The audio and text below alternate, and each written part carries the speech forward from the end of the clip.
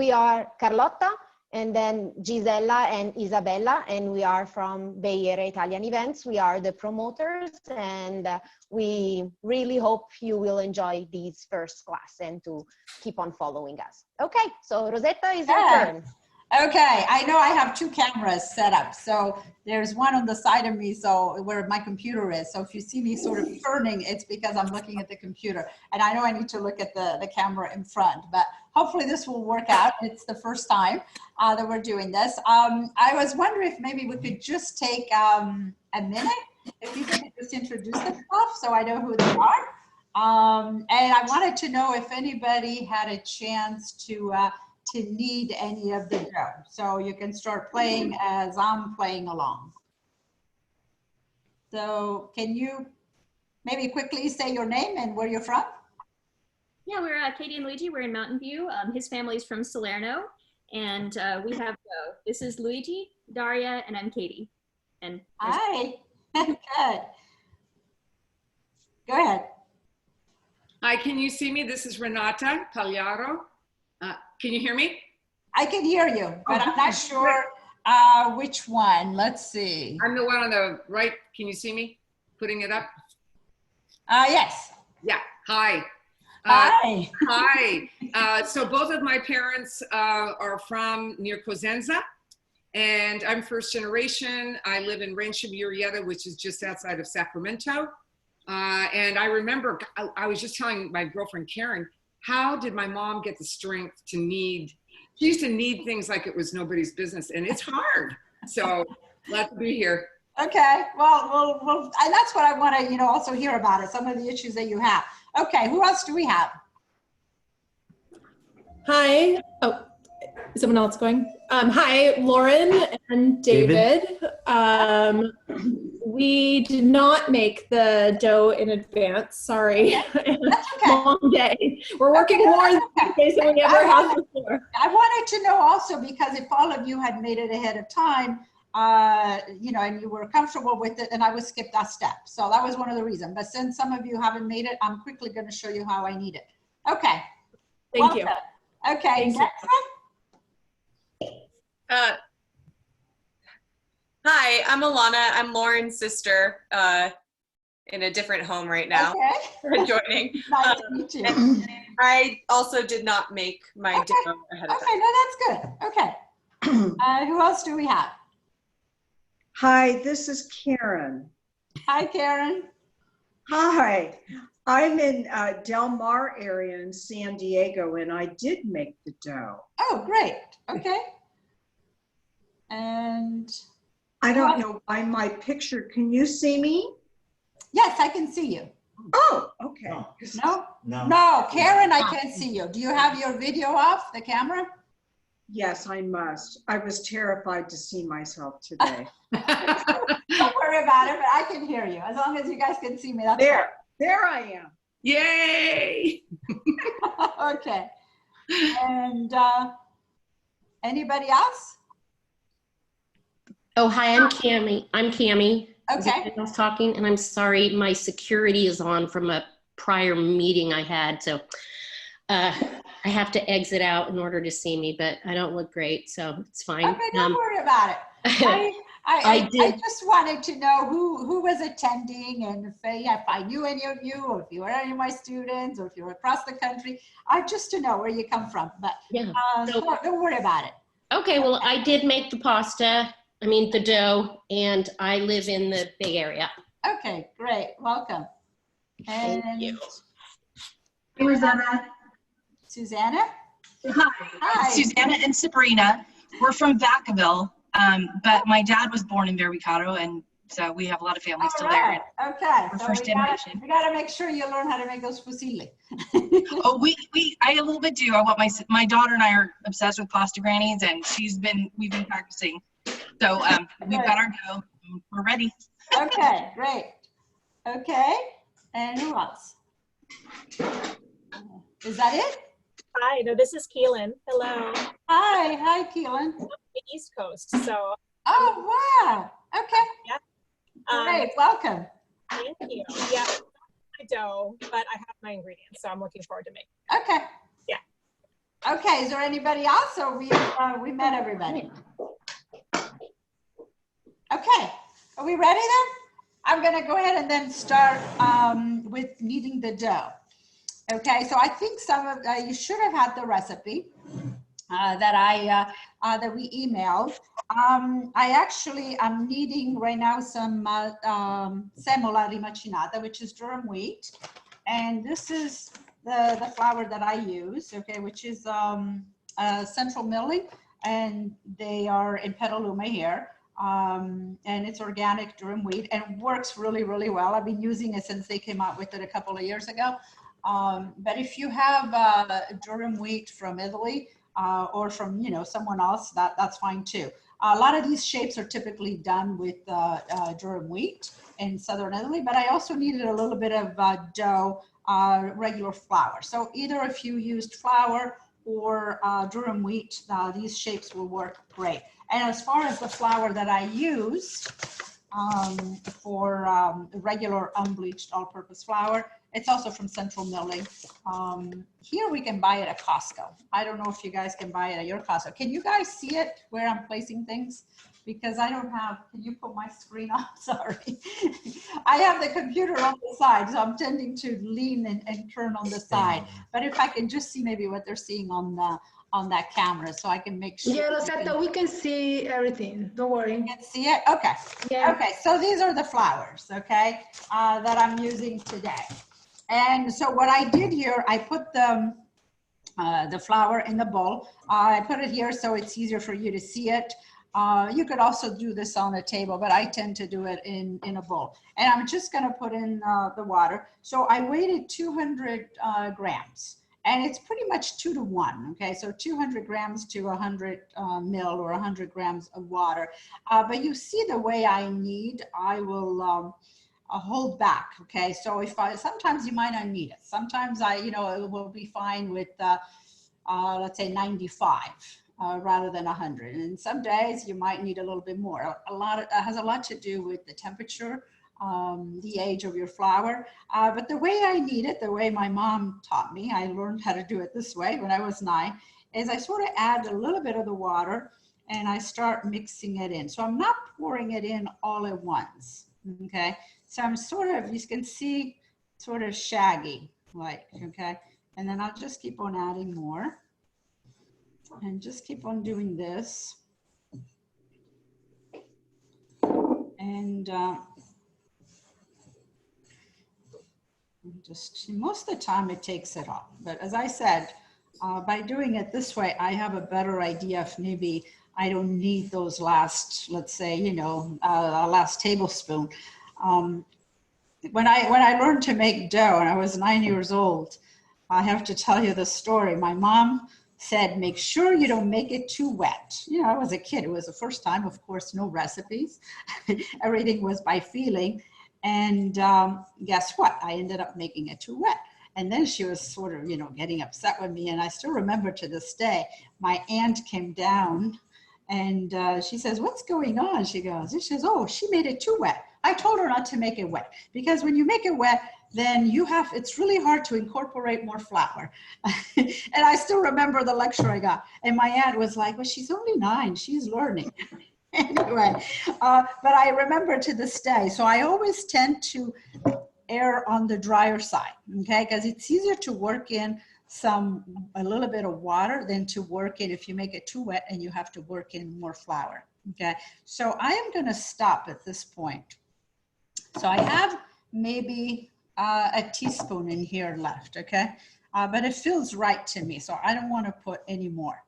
And I usually do it in the bowl until it absorbs pretty much all the flour, just like this, okay? And then I turn it over to the bowl. I turn it over onto the table, okay? And this is where you really need to do the kneading. So if you look at it right now, okay?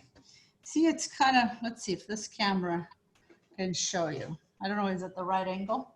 See how it's kind of dry and flaky? You still see the flour, okay? It's not hydrated at this point, okay?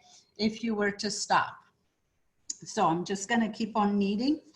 And you really need to put a lot of strength, all your upper strength, okay? And see what I'm doing? Let me move this. I'm sort of pulling it and then, you know, pushing it and pulling it towards me. So it's almost like rolling on its own.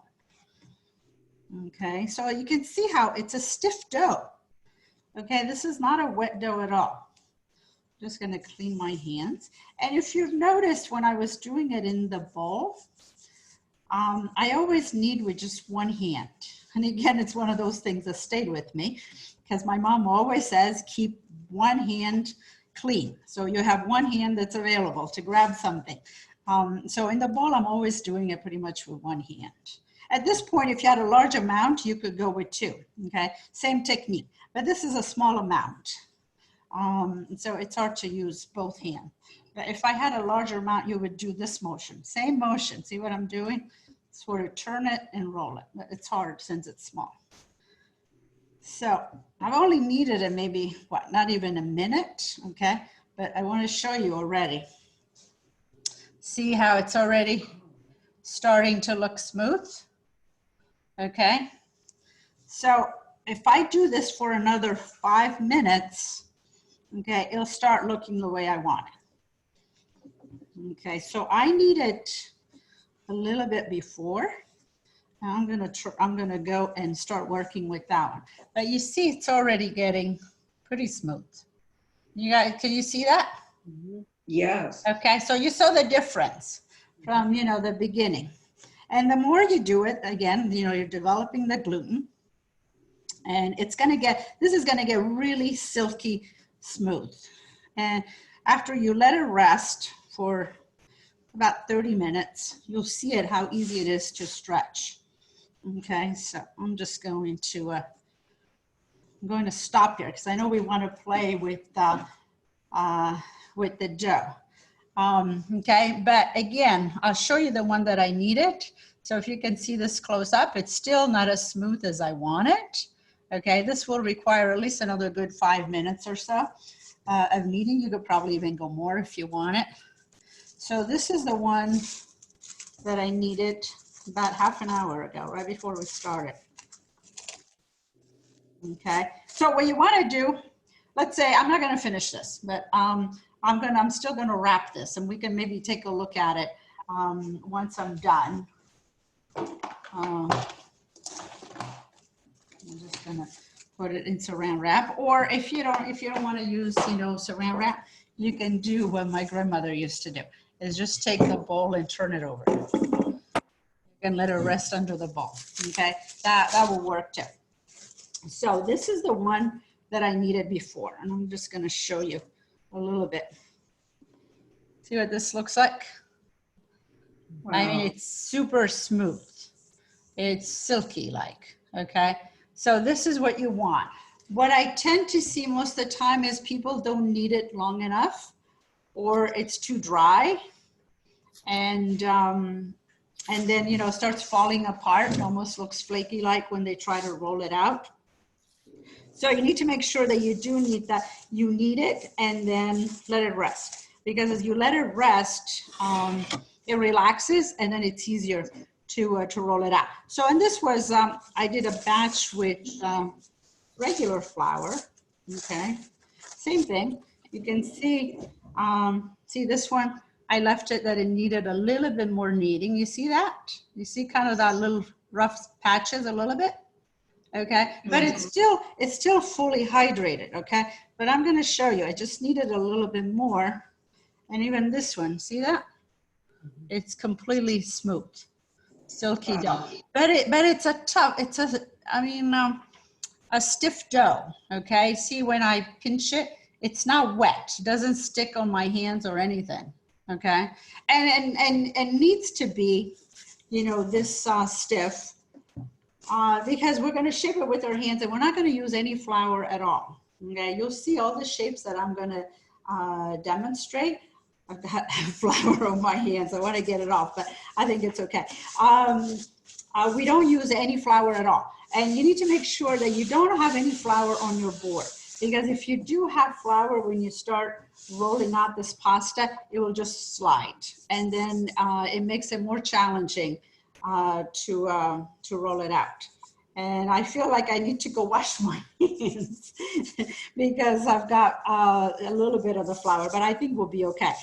So any questions as far as kneading the dough or letting it rest? You guys are okay? I don't hear anybody. Mine was very, very dry, so I don't think I added enough water. Okay. Did you add all the water for the amount of flour that you needed? Yes, I added a half a cup of water and a tablespoon of water. Okay. And it still looks very dry. Okay. And you weighted the flour, or you used a cup? I used a half a cup of water. We're supposed to use a whole cup? No, the flour. I'm saying the flour. Did you measure it in cups, or did you weigh it? Did you weigh it? No, I measured. Okay, because one of the things also that can happen, and I learned this when I started doing the cookbook, depending on how you spoon it in the cup. And first of all, there are no two cups that are identical, okay? No two cups are calibrated.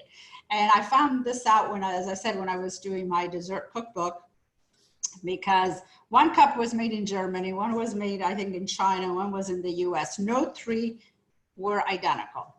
And there was as much as 50 grams different in the cups, which I was shocked. Also, if you take a cup and let's say if you have a bin of flour, or depending, where you store your flour, if you go with the cup, right, you're packing it in. You're getting a totally different amount is if you have the flour, let's say you put the flour in a bowl, and then with the spoon is the way I do it, and then you put it into the cup, and then you level it. Okay, that's what I had to do when I did the book. So in my recipes, a cup is 140 grams. Okay, so the weight is the best way, because then we're talking the same weight.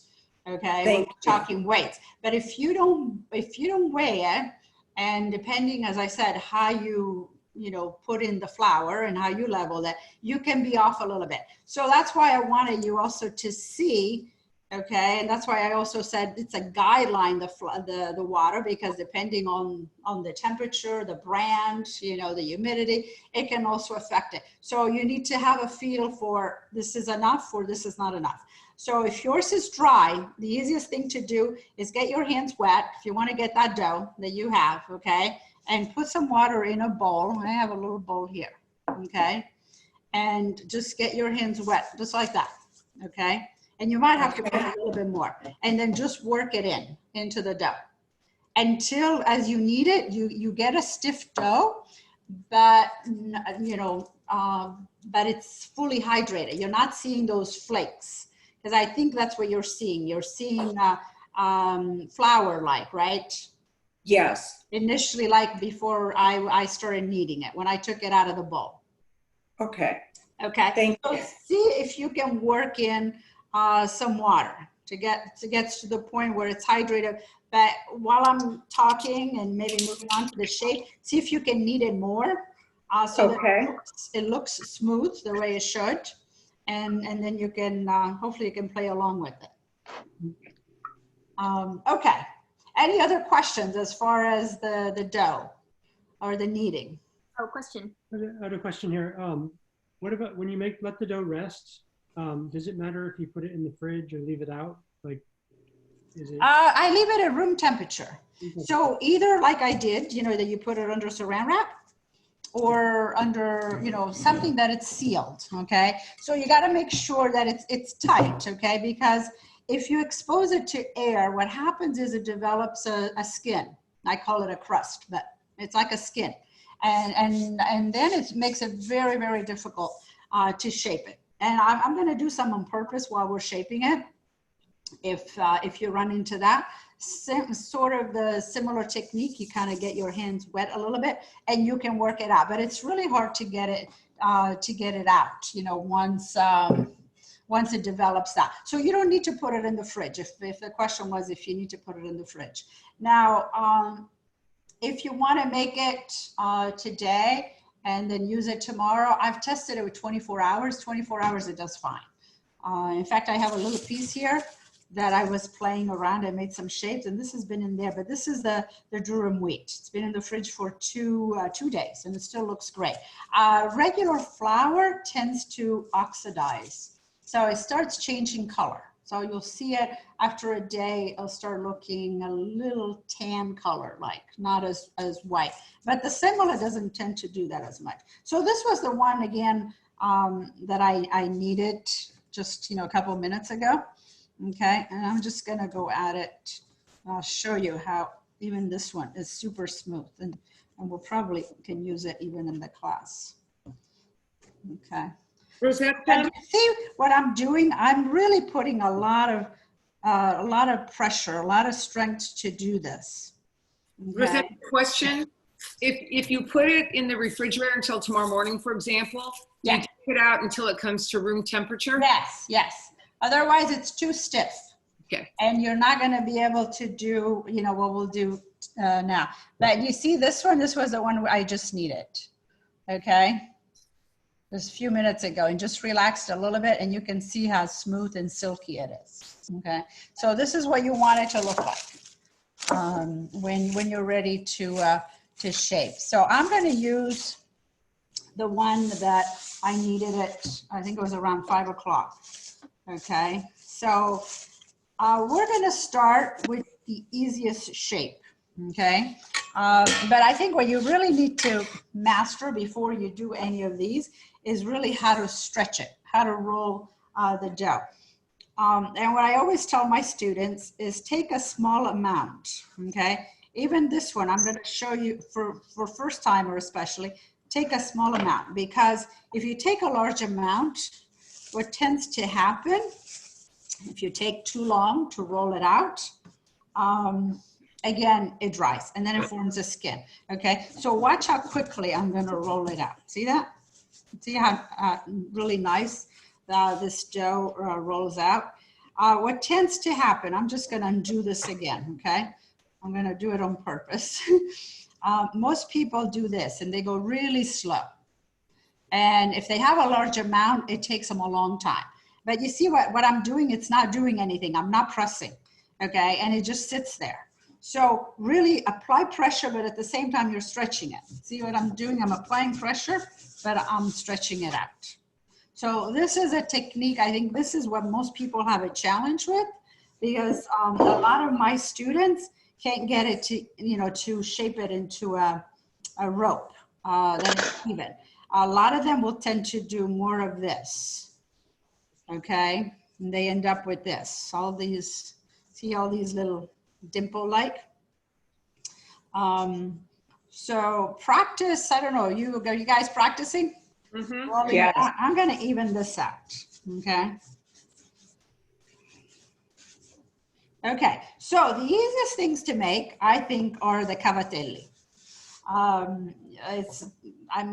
Once you know how to stretch it, how to roll it out, you basically don't need anything other than your hands. But I'm going to show you how you can get a lot of fun shapes with tools that you have in the kitchen. So I typically cut them about 1 inch, okay? And you can go 3/4 inch, but we'll go with that with about 1 inch, okay? And so as I said, the easiest way is, and I'm hoping, let's see, where's the camera? Okay, that you can see. What you want to do, okay, is place your fingers in front, okay? So you go in front and then you pull towards you. See that? Okay, so that gives you an even. See how the dough is sort of even all around? A lot of people, what they'll do, a lot of my students, they'll put their fingers in the middle. You see that? They're not in front. They're in the middle. Watch what happens. Okay, when you do this, you see how this is thin and this is thick.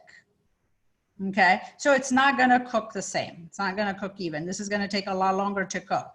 Okay, so go in front and then just sort of pull towards you. So you get, see that nice cave, and it's even throughout, okay? Are any of you practicing? Yes. Yes. Okay, so in front of the dough, okay? And so do you see this one sort of bends, the middle finger, because, you know, it stands out. If I were to try to make them, the only way I can make them even on the bottom is for this one to bend, okay?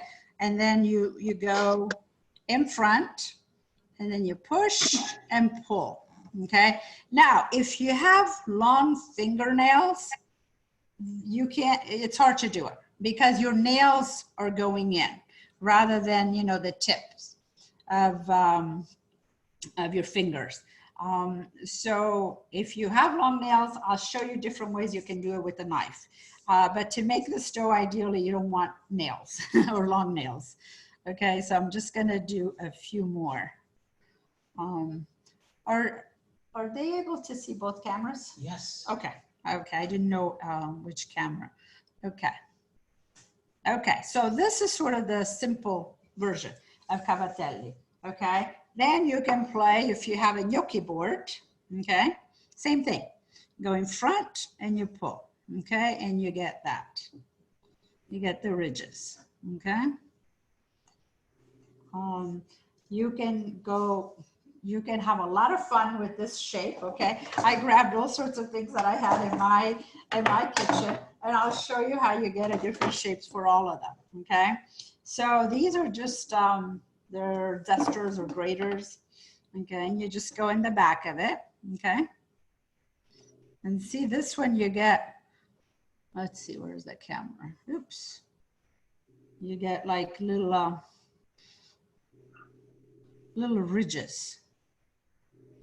Okay, so we'll use this one. And the dough is already, I'm starting to feel it. It's already starting to dry. Okay, look at this one. Did you guys see them? I don't know if you can see these shapes. Yeah, I'll put them on my hands. I'll put them closer to the camera. Can you see that? Yeah. Do you see how much fun you can have? You can use even this guy. Okay, these are little. I need to roll out a little more dough. Okay, so let's roll a little bit more. I made my first one too skinny. I'm sorry, what? I made my first one too skinny. Ah, okay, so it's okay. I mean, you don't want it too skinny. It's better to be on the thinner side and on the, you know, fatter side, because if you make them too chubby or too chubby, they take a long time to cook. So I would say the size of a pencil for cavatelli. So it's about, let me cut one. I would say about 3/8 of an inch. Let's see if you guys can see it. Okay, so that's about the size of a pencil. Okay, so I'm gonna do a couple more. I'm gonna knead this. We can play with this because it dries very quickly, the dough. Okay, so you guys know what this is, right? So watch this one. Same thing. You see that? Wow. Cool. Yeah. So find things that you have in your house and play with them. Or if you have a sushi mat, okay, same thing, works the same way. If you don't have a gnocchi board, so you can go this way and you get that. See that? Or you can go the other direction. And you get, you know, the same as we did before with the gnocchi paddle. And you can also go at an angle, okay, with the gnocchi paddle, and you get a slightly different pattern. See that? Like a 45.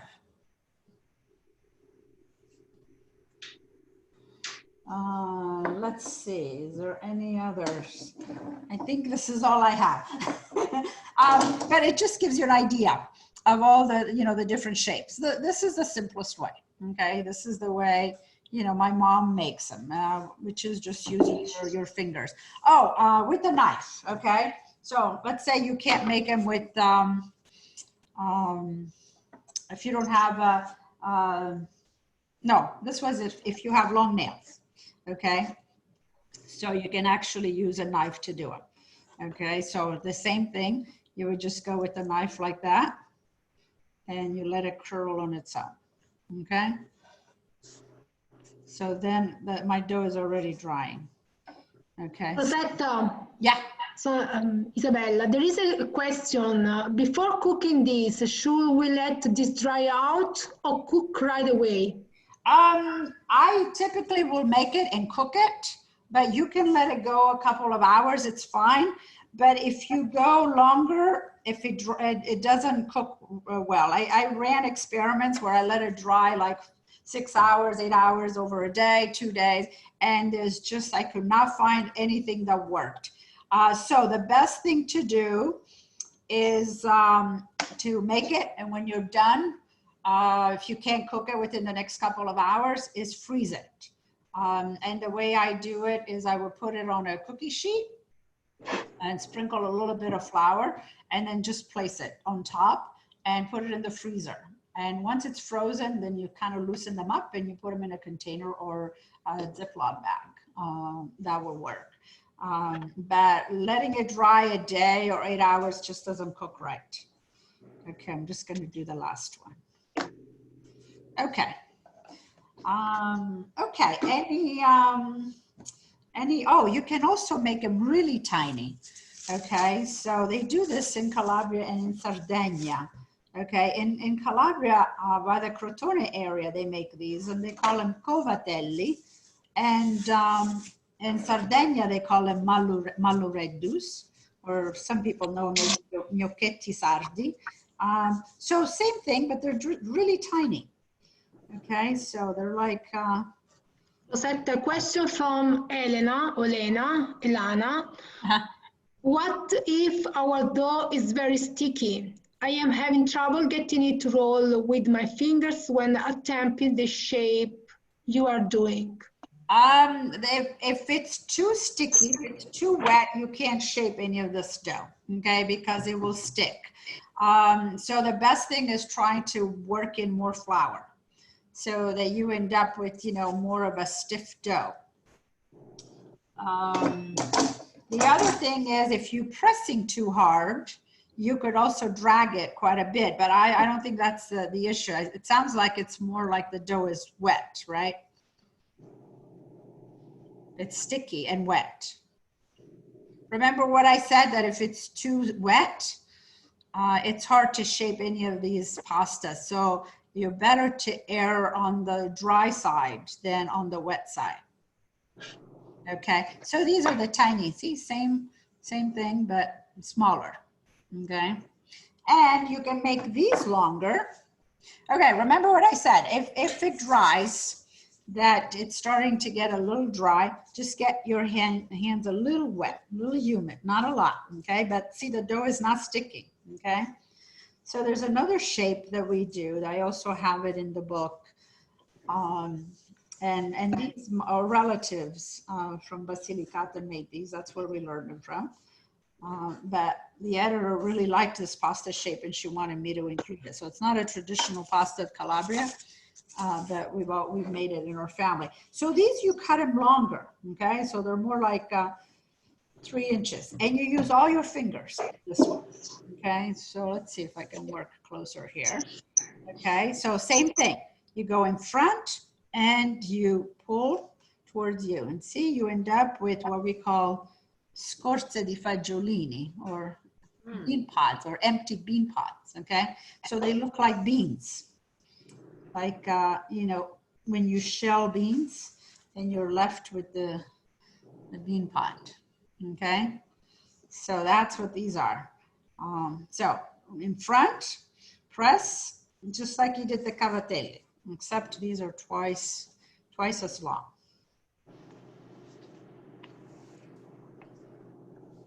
Okay. Okay. Any other questions before we move on to the next shape? Oh, there's another tool I forgot to show you. This is what they used in the old days, okay, in Calabria, okay?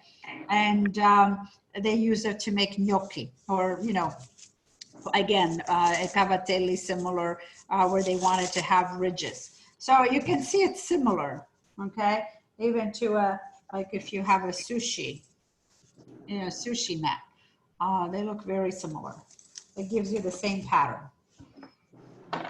So I have one because I brought it back from Calabria. I'm just gonna do one more.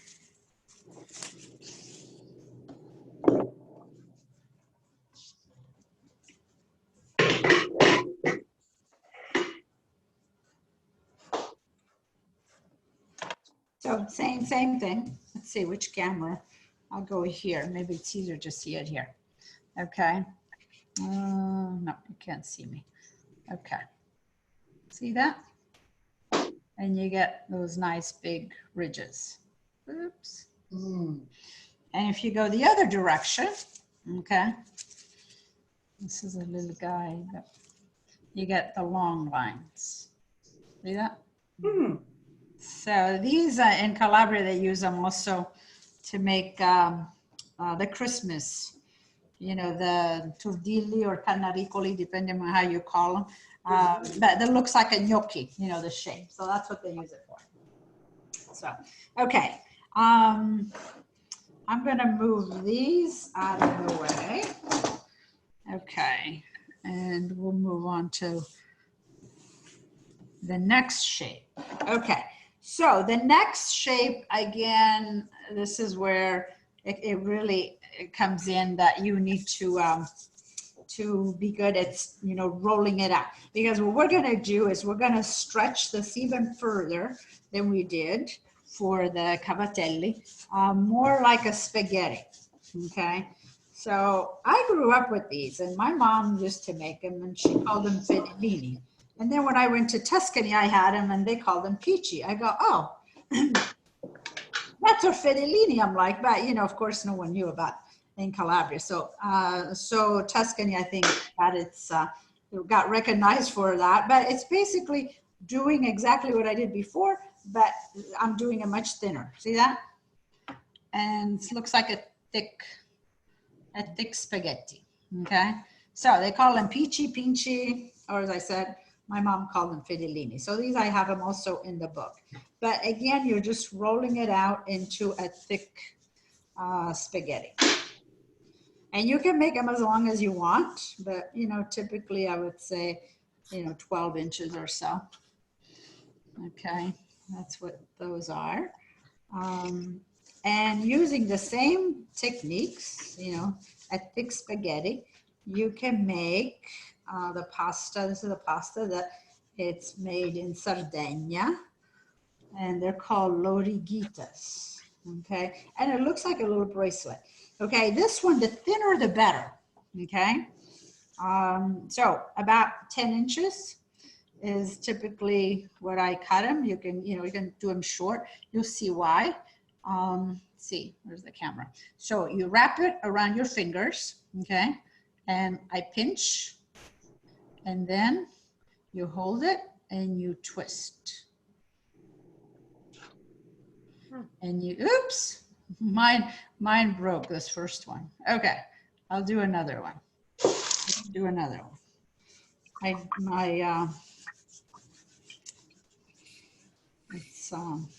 It's drying out. Wow, I'm amazed how quickly it's drying out today. Okay, do it again. So, pinch, let's see, okay? And then twist. See that? Pretty.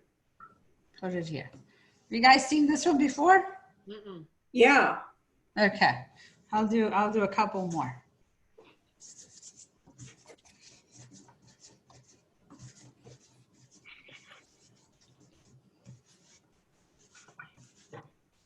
So 8 to 10 inches, this one is typically, again, it depends on your fingers, you know.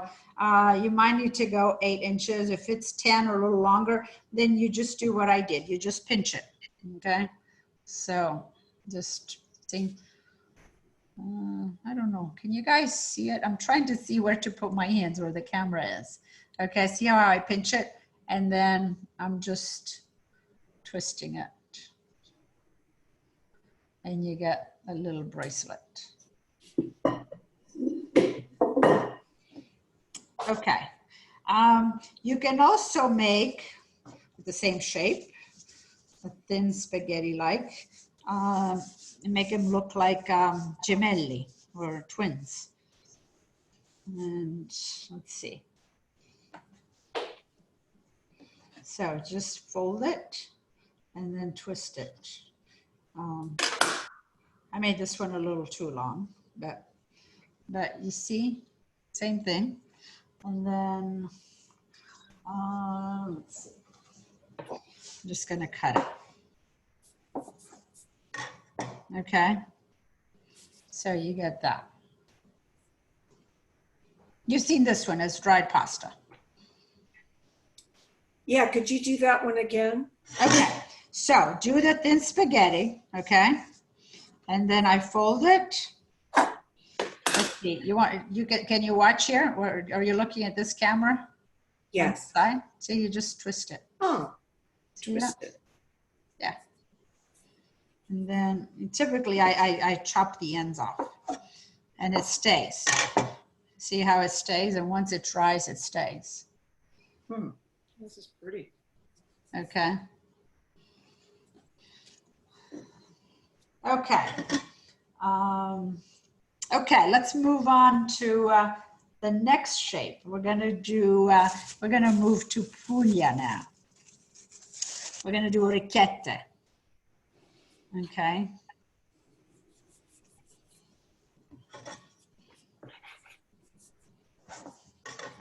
I'm actually gonna do a small amount because my dough is drying up otherwise. I'm just gonna get my hands. See what I'm doing? I'm just getting them a little wet because I'm already feeling it a little bit. It's drying. Okay, so orecchiette, same thing. You need to roll it out, but not as thin, okay? And then you use a knife. I'm trying to see where you can see it here. Maybe if I do it this way. Okay, so you cut it, okay? This is the end, but we'll do this one too, okay? It's like you're gonna make a cavatelli, but then you flip it with your thumb, okay? So let's do a few of these. Okay, you cut a small amount, okay? The knife in front, see how the knife is dragging it? It's pulling it, okay? I'm actually, this one, I'm ending up to doing the next shape. This I call them strascinati or cincioni, okay? This is easier to do because they're flat, okay? So let's go back to orecchiette, okay? And then you put your thumb and you get your little orecchiette.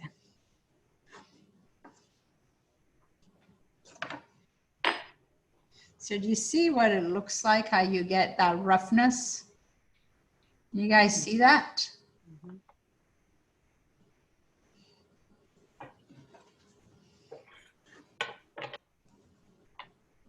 Is anybody trying it out? They look like face masks. I guess so. They do look like those N95 masks, but we don't have any. I don't have any. Okay. But you sort of see how you're dragging it, you get that nice roughness on it. Okay? Yeah. Well, on the last one, Rosetta, let me finish this one, then I'm going to try orecchiette. Okay. So I'll do a couple more.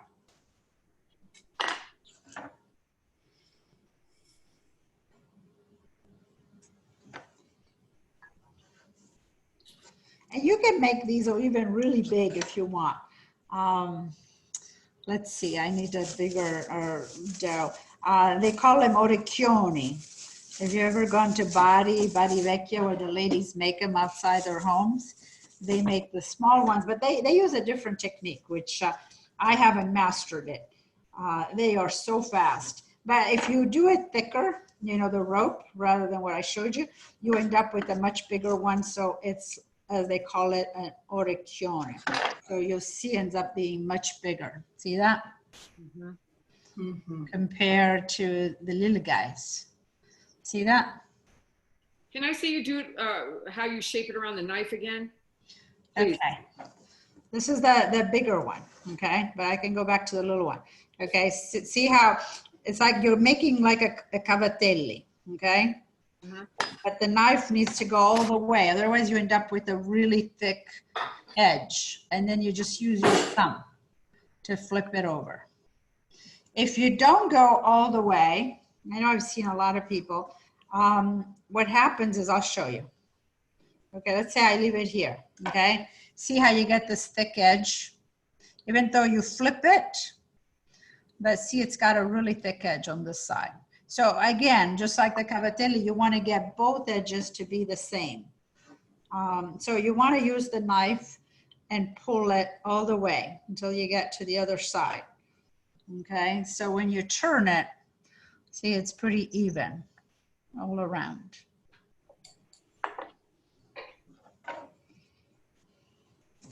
Want to do some more? Yeah, I'm not. Okay, what are you struggling with? With the knife action.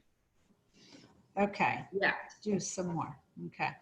I'm trying to see which way might be easier to see it. So the knife is in front. Okay. Okay. And see how it's curling in front? See, it's making like a, see how it curls? It's making like a, as I said, a cavatelli. And then you just pick it up and you just flip it. Rosetta, c'è una domanda da Lynn. Does the knife have a sharp edge, or is it like a table knife? Actually, you can use any knife, but this is the sort of the typical Italian serrated. See how it's serrated? Do you guys see that? Yeah. Okay. These are what all the Italians have. Everybody has them in their kitchen. And they, as I said, even if you're going body, those ladies, they all use these. But any knife will work. You're just trying to, you know, you want it so you drag it. And see how it curls? Like, if I'm not going to turn it, okay? Let's see how I made a cavatelli. Okay, see that? This is how they also make cavatelli in Puglia, okay? So that's all you're trying to do, okay? Except I don't let it go all the way. I sort of, as I'm holding it, I flip it, but even at this point, okay? See, I can flip it, see that? And I still get the orecchietta, okay? Rosetta, Lynn, she's asking if it's like an American steak knife. Yes, yes. Yes, an American steak knife would work, okay? But even if it's a flat edge, even a knife will work.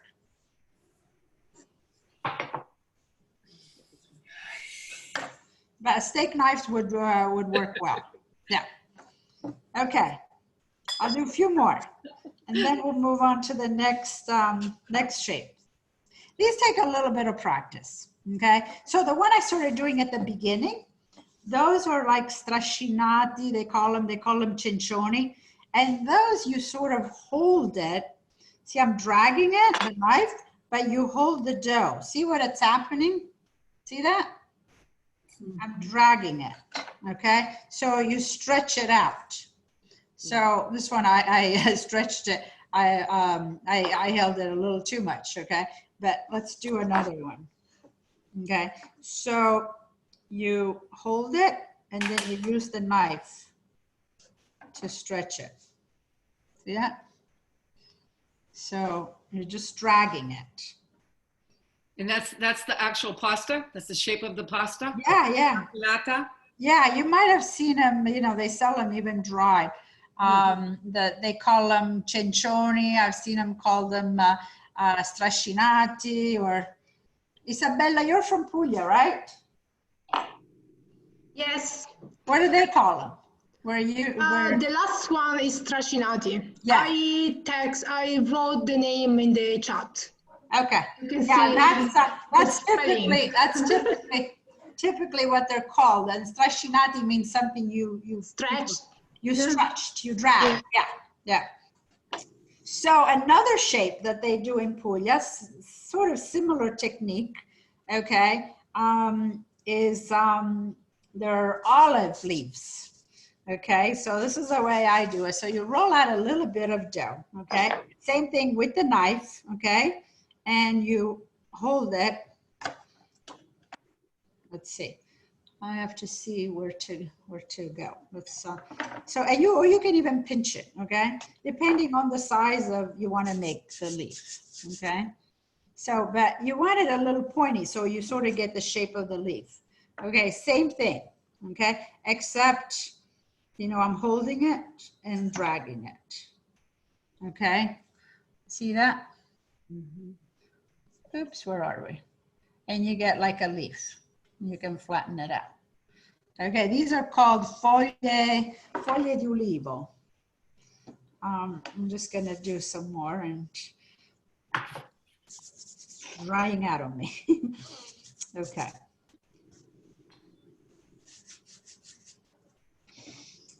Okay, same thing.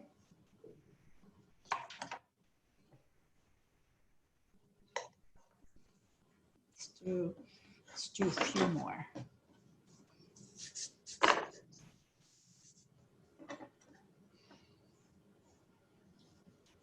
You know, I think you can't be afraid of putting pressure. No, you need to apply pressure. Yeah. Okay. See, and you get that. So if you do these with green pasta, typically that's why they're called olive leaves, because they do them with green pasta. They look like real leaves. Okay, see that? Yeah. See? And as I said, you can make them even smaller if you want. Okay, so let's, we'll go back to Calabria now. Okay, so I'm going to play a little bit with the dough. This is just flour, okay, regular flour on all-purpose flour. And I'm just going to, I'm going to move on to what we call in my town, we call them fusilli. But they go by many different names. In fact, when I was researching for my cookbook, I was on a mission to find all the different shapes of pasta in Calabria. And everywhere I would go, they would say, oh, this is our traditional pasta. You know, and they would call it whatever they called it. And I was excited to find out. I'm like, oh, I found a new shape. And then I would find that it was the same dough, the same pasta that was shaped with a kneading needle, okay? So this is what we use to make the pasta, and you can make your own. The way we do it is we take a coat hangers and we clip it on the sides, and then just take some steel wool and just sand it so you bring it down to the metal, you remove the coating, or you can buy a kneading needle. So a kneading needle will do it, or you can use a skewer.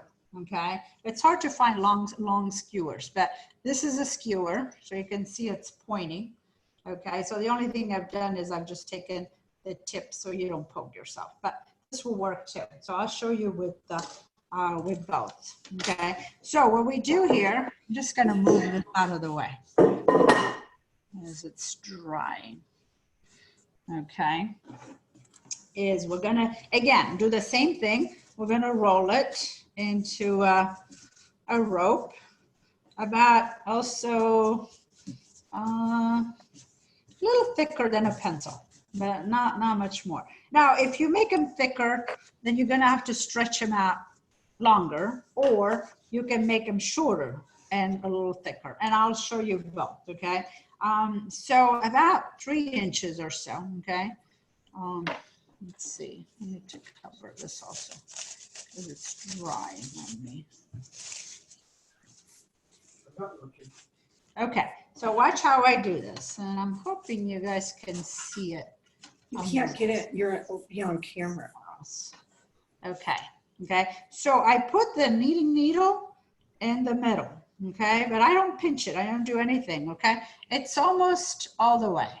Okay. Through. Okay. And then still have some flour. I just same technique when I'm rolling it out. I'm pressing it, but see the ends are open. Okay, they're not closed. Let's see. And then I don't know how you can show you this. You quickly pull it out. Okay, and you get that. Okay, where should I put it? Yeah. Okay. Let's do another one.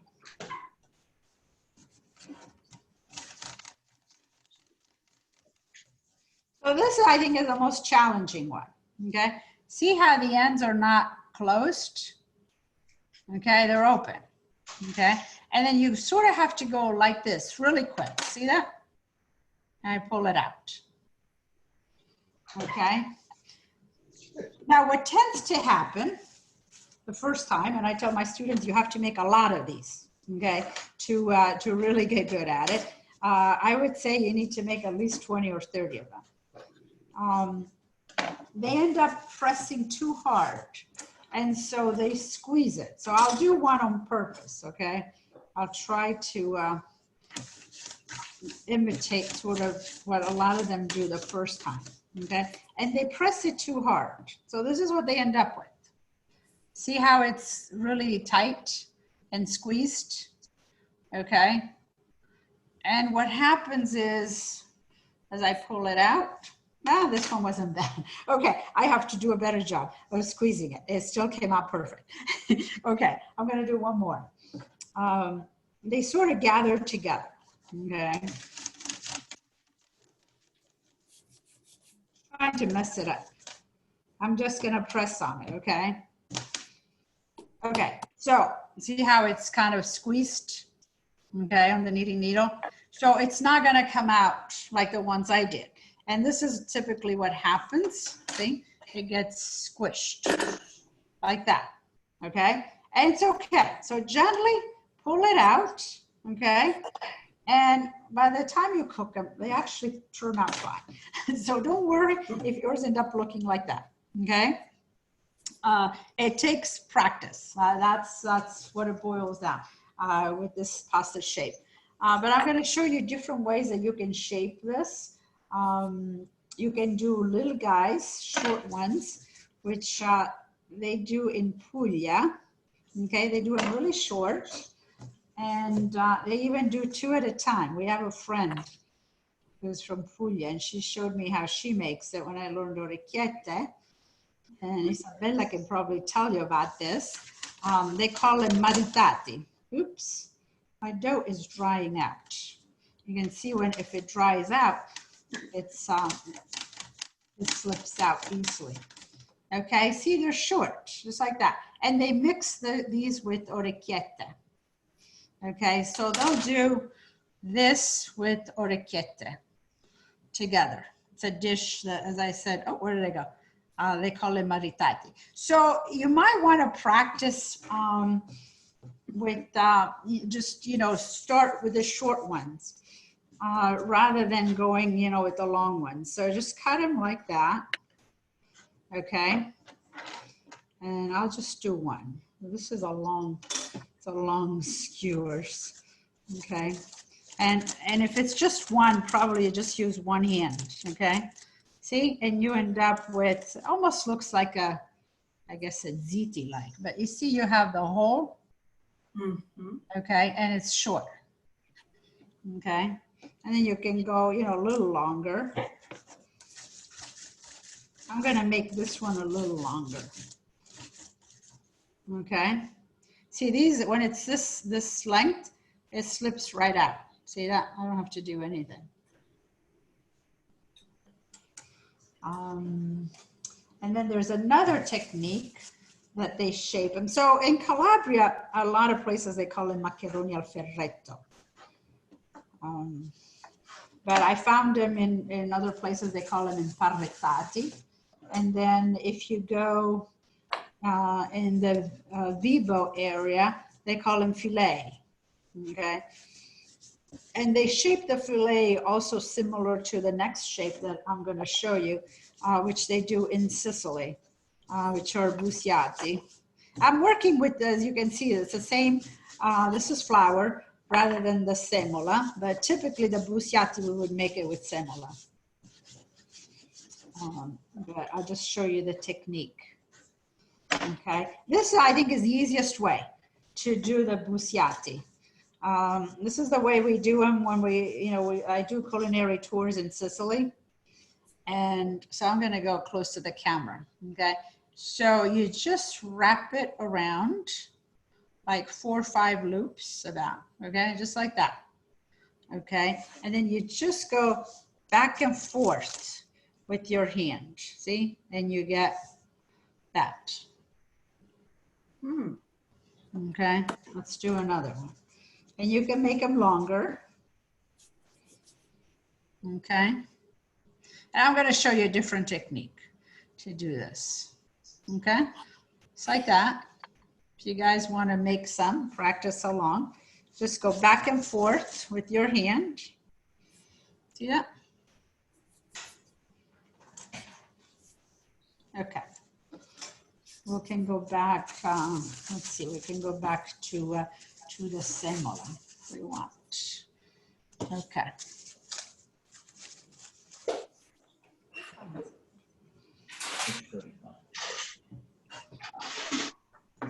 Oh, we're really going over time? No, I don't know. Okay. We're okay to stay longer, right? Yeah. Okay.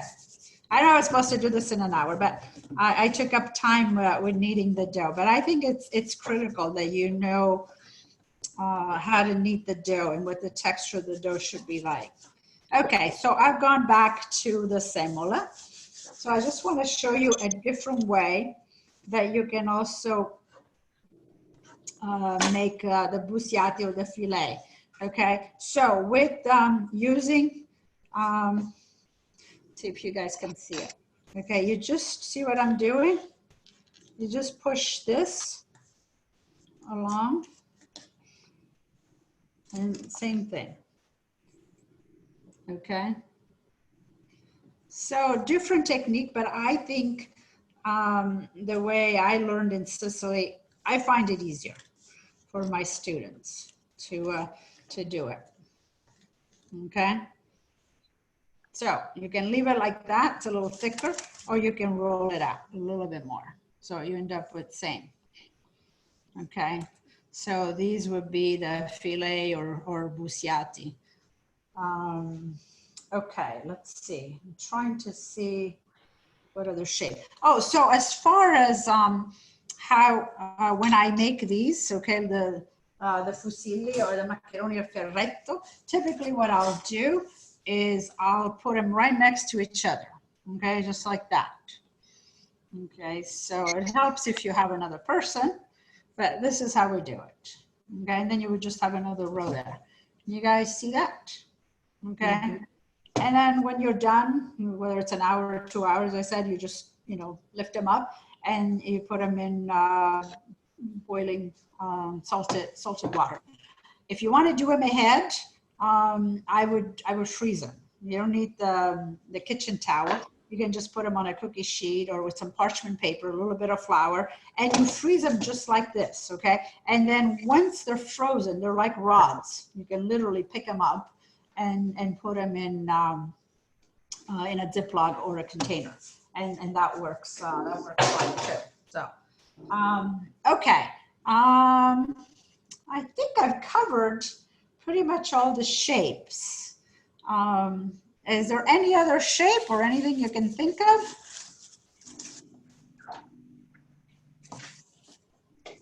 So if you were just going to use this dough for a fettuccine or something, would it be the same dough or a different dough? The dough in Calabria, we do make fettuccine and what we call macaroni larghi, which are like a pappardelle, and I have them both in my books. Same thing. It's in the book I wrote them with the unbleached all-purpose flour. The only thing is you need to knead a little bit more water, okay? Because This is a stiffer dough that we're not using again. As you saw, there's no flour at all on my table. So you need an extra tablespoon or a little bit more. And the way you would do it, can you give me the rolling pin? I can show you, but this is going to be, hard work for me because it's a little stiffer, okay? But I'm going to see if I could maybe just work in a little bit more flour into this. I mean, not flour, water, okay? No, it's fine, okay? And I just need, I think I have some flour there.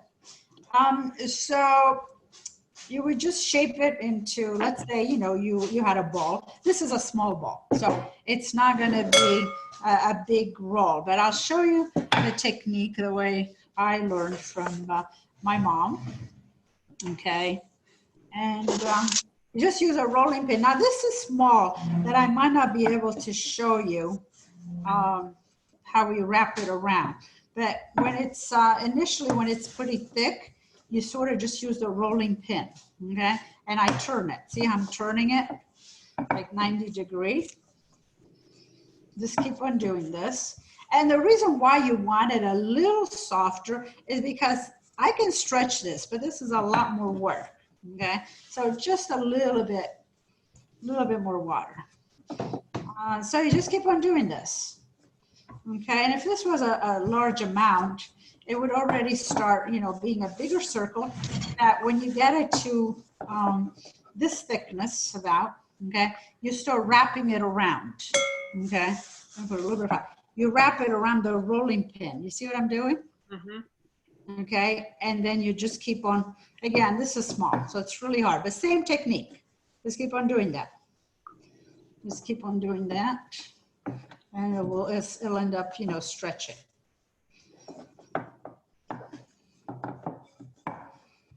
I don't think I've ever worked with such a tiny amount of dough, but I think you get the idea, okay? So this ends up being, much, much larger. And then what you would do, let's see if I can do this.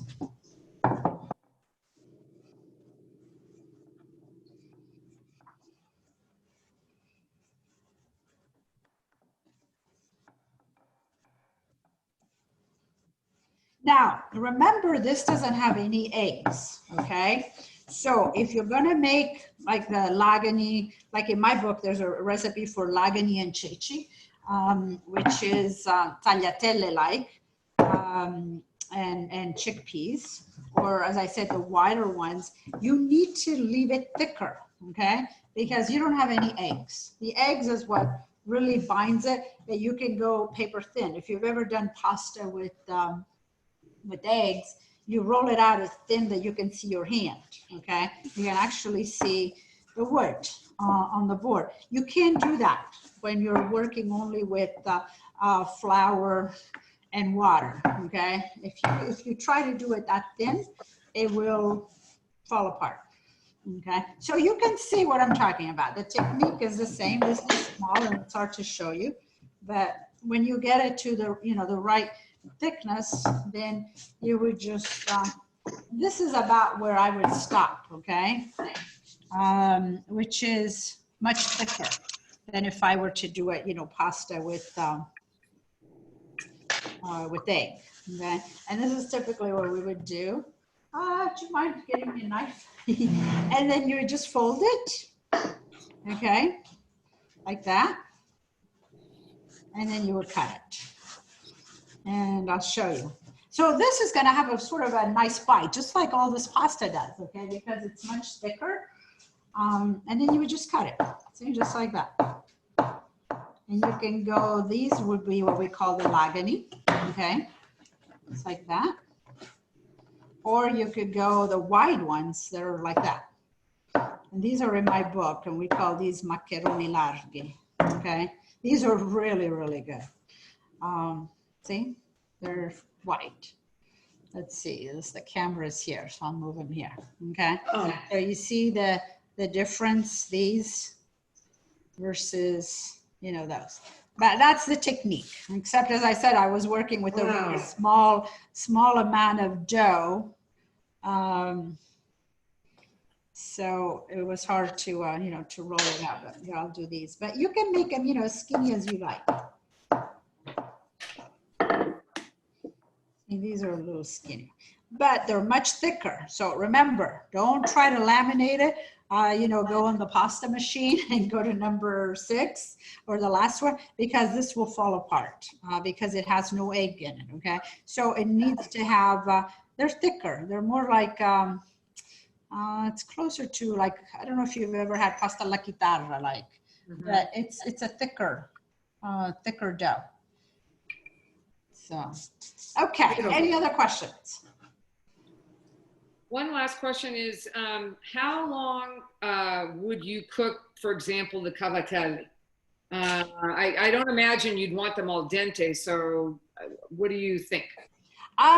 You need to cook it until all the flour is cooked through, okay? So the best thing to do is taste it. And depending if you make them with regular flour, or if you make it with semola, the time will differ on the time. I mean, with the just flour, I mean, it can take, even depending on the size, the thickness, you know, if you're making them thin, or if you're making them a little, you know, larger in thickness, they could take a long time. I mean, that's why with the cavatelli, I made sure to say stay pencil size, because if you go thicker than that, it can even take you 15 minutes, okay, to cook them.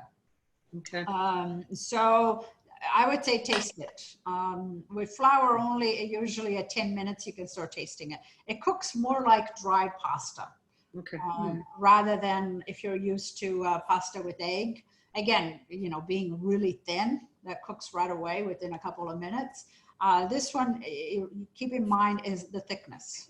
It's much thicker, so it's gonna cook longer. The semola tends to cook a little faster than if you're just using flour. The semola can be, you know, 5-6 minutes on some shapes, but the pasta, even like when we do the fusilli, the filet, if we're doing it just with flour, these can take 12, sometimes even longer than 12 minutes. Okay. So. Okay. Okay. What other questions?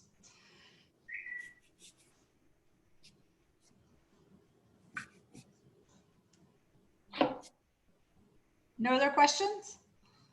Has anybody played with anything? Do I get to see anything? I've just used all the dough. I wanted to use it all up, so I'm doing all cavatelli. See how I do this. I'm trying to, this is our first time, so I'm trying to figure out how I can, okay, I did it. Oh, wow, those look great. Oh my goodness. Can you see them? Yes, you guys did a great job. Wow. I don't know if the others, can the others see it? You have to click on it and then hit pin video. Are you guys able to see it? Yeah, that looks great. They look great. Yeah. Those look so much better than mine. I'm not showing mine. That's okay. That's okay.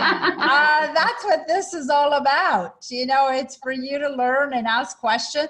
As I said, I'm trying, I know I'm leaning on the side. I'm trying to see if I can do this one. This is Katie, right? Yeah. Yeah, Katie, who's made all the shapes. Right. Luigi, you put your... You look great. I know I'm looking that way and I know I'm supposed to look that way, but I have the computer on the side. Next time I'm going to put the computer in front. So, oh, that is great. And you know, kids love doing this pasta. I mean, my kids learned when they were very young. They're like machines now. So it's a good time to get, you know, kids involved so they can start playing and have fun with it. Oh, those look great. Okay. Any other questions? I think I kept you guys a little longer. I hope you don't mind, but anything I didn't cover or that you can think of? You make it look so effortlessly. Well, as I said, is practice makes perfect. So the only way you get better at this is just keep on doing it. The more you do it, the better you get at it. So that's why I always say start with the cavatelli, because the cavatelli are really the easiest one, I think. But what you really need to focus, and I think the first thing is learn how to stretch the dough. You know, knead the dough. Once you have a really nice dough, learn how to roll it out. And then go with the cavatelli. The cavatelli are easier to do because then the next one are a little bit more challenging. And the kneading needle, I think, is the most challenging for most people. You know, because you're stretching it at the same time. You don't want to press it. You don't want it to stick. You want it to, you know, pull it out easily. But I've shown you the other techniques that I think are easier to do. So like, you know, these, the bucciati or filet, or just go shorter. You know, it's okay. You don't need to make them super long. I mean, there are people in Calabria that make them like 16 inches, unbelievable. But they all taste great, whether you make them 2 inches, 5 inches, or, you know, 10, 12 inches. They all end up tasting great. And the one that we did at the beginning, like cavatelli, that are longer, these, the empty bean pot, these I think are easier for you. You know, make them as long as you can, 4 inches, if you can get all your fingers in. And when they cook, they grow, they almost end up being very similar to the fusilli, to the maccheroni al ferretto. They sort of have that the same texture to it. So, so just to freeze them tonight, put them on a cookie tray, a little flour, and right in the freezer. Yeah, put them in the freezer, and then tomorrow morning, or, you know, once they're frozen, you'll see they'll be like sort of like these. These I made them a little earlier. See how they're stiff. Mm-hmm. See, they're pretty stiff. So they're going to be like this frozen, okay? And then you just take them out of the tray frozen, and then either you put them in a container or in a Ziploc. But when you're ready to cook them, okay, make sure you don't thaw them at all. You go straight into a pot of boiling salted water. And if you made a lot of them, the best thing would be to split them, because especially if you don't have the heat, you know, you have a big burner. What happens is, because you're putting in a lot of frozen pasta, so it's going to cool the water, and it takes too long to come back to a boil. So if you're making a lot, let's say for, I don't know, 8 people, I would split it in 2 pots. Otherwise, what happens is if you put it in a giant pot and you're putting this big blob, you know, cold mass, it lowers the temperature too much, and the water takes way too long to come back to a boil. Because whenever you're cooking pasta, whether it's dry or fresh pasta, you want that water to come back to a boil quickly. You don't want the pasta to just sit in there and do nothing. So split it in 2 pots if it's a large amount. That way it'll come back to a boil faster. But definitely put them in frozen. Any of these pasta, you want to cook them frozen. You don't want them to let them stay in, let's say, in the container or the Ziploc, because it'll all stick together. Then you'll have a big clump of pasta. Could they be refrigerated until tomorrow? Same way on a cookie sheet with a little bit of flour, and just put them in the fridge until tomorrow? Or are they better? I think it should be okay. I should test it out. I've never tested it out in the fridge overnight. Okay. But I think it should be okay because it's not going to dry. What happens is with the drying, compared to, let's say, you know, store-bought pasta, which it's made the same way, it's just with durum wheat, with the semola, is that they're drying, they're controlling the drying. So the drying is controlled, the temperature, humidity, and it's done perfect. And so the pasta cooks evenly. When you do it by hand, first of all, because it's all different thickness, and you don't have, you know, the equipment to dry it, it doesn't dry evenly. And what ends up happening, it almost ends up being brittle, and that it just breaks, it falls apart. And as I said, I think I did it last year. I even have a post, I think, on Instagram, because I wanted to, some of the students had asked me, and I did it over like 6 hours, 8 hours, 12 hours. I think I went over a week, and I didn't like any of them. It just doesn't, it's gummy. It doesn't cook right. It just doesn't taste right. So the best thing is to freeze it. Okay. Or make it, you know, you can make it 3-4 hours ahead. And if you also make a lot of it and you don't have space, what you can do is you can put another kitchen towel, let's say on this one, and do another layer and cover it. So, you know, it doesn't dry out if you do it, let's say in the morning. Because if you're making a lot, it takes a lot of space. I tell my students, you know, in the old days, my grandmother, and maybe some of your grandmothers in Calabria, they didn't have, you know, cookie sheet or trays. All they had was a table, if they had a table, but small, they needed for working. So they would lay a mat on top of the bed. So they would put a tablecloth or a clean sheet, and the entire bed would get covered with this pasta, with the fusilli, the macaroni al ferretto. You know, my grandmother, I think, had 6 kids, and the 2 of them was 8. So you can imagine how much pasta they would make for 8 people. And the entire bed would literally get covered with pasta. So, okay. Any other questions? No? How did it go? I guess just to get some feedback, because this is the very first time I've done this, first time that we're using Zoom, and you know, we're trying to figure out how to best set up the cameras or where to angle them. It just, if I were to do more, if there's any feedback, or you guys can even send me emails or what we can do to improve. I always, you know, I believe there's always room for improvement, anything we do in life. That would help me out. And if there's anything you guys are interested, another class, you know, let me know, or let, you know, Isabella know. So maybe we can plan another one. Yes, absolutely. Sounds great. Thank you so much. Well, thank you. Wonderful. Thank you. Okay. Oh, I'm sorry. Were you going to say something? Oh, yeah, so I just know, I know you have a book on desserts. We're trying to make pastiera for the first time for Easter. Do you have any tips? I don't think, well, I don't know. Unless you can get wheat berries, you're already getting a little too late. So I would say do it with farro. Okay, we actually got wheat berries. So. Oh, you have wheat berries. Okay. So wheat berries take 3 days to soak. I guess we're going to do that today then. Yeah, so start soaking them. Because pastiera, I mean, you know, even the Italians will tell you, you want to have it ready before Easter. Yeah. I mean, you can eat it even, you know, the day you make it if you have to, but it's better if it sits. And so the berries take about 3 days.